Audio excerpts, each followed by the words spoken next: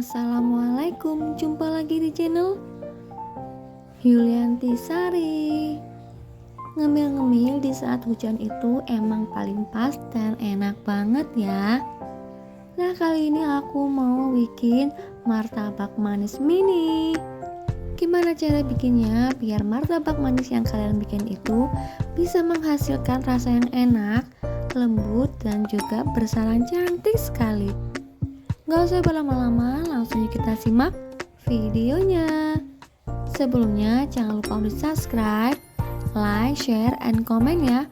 Aktifkan juga tanda loncengnya biar kalian semua gak ketinggalan video terbaru dari aku. Terima kasih.